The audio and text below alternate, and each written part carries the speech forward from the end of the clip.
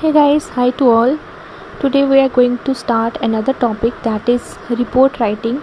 So for writing a report there are many important points which you must be remembering while making the report.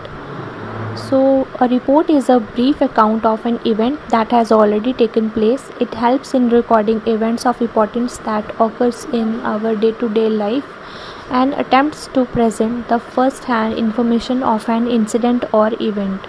It presents a record of events that took place. A report on an event include ideas, opinions and impressions on the event. So यहाँ से आपने report को capture किया कि report writing में क्या चीज़ें होती हैं, क्योंकि रिपोर्ट का क्या है, एक ब्रीफ अकाउंट है उस इवेंट के बारे में जो ऑलरेडी हो चुका है. ये हेल्प करता है ताकि हम उस इवेंट की रिकॉर्डिंग कर सकें, उसकी इम्पॉर्टेंट चीज़ें जो हुई हैं वहाँ पे वो जान सकें, और एक अटेम्प्ट है ये ताकि हम प्रेजेंट कर सकें जो इन्फॉर्मेशन हमें फ़र्स्ट हैंड मिलती है उस इंसिडेंट या इवेंट के बारे में.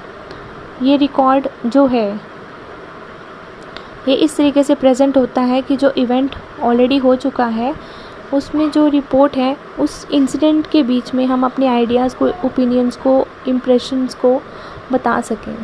अब आपने जो पॉइंट्स रिमेंबर करने हैं, मीन्स इंपॉर्टेंट पॉइंट जो हैं रिपोर्ट राइटिंग के, वो याद रखने हैं. फर्स्ट है, you have to mention place, date, time and other relevant fact about the event. Include information collected from people around and और इन्फ्लुएंस्ड बाय द इवेंट. आपने प्लेस, डेट, टाइम मेंशन करना है इवेंट के बारे में.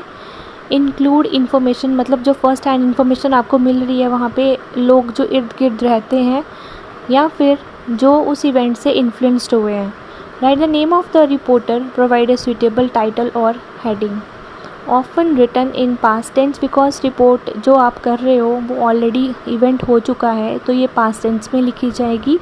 इसके बीच में हम पैसिव वॉइस भी यूज़ कर सकते हैं अपनी आइडियाज़ को, अपनी इन्फॉर्मेशन को कम्युनिकेट करने के लिए. Reported speech and passive forms of expression add impact and force. Develop ideas, causes, reason, consequences, opinions logically. जो भी हमने अपने आइडियाज़ प्रेजेंट करने हैं वो हमने लॉजिकली प्रेजेंट करने हैं.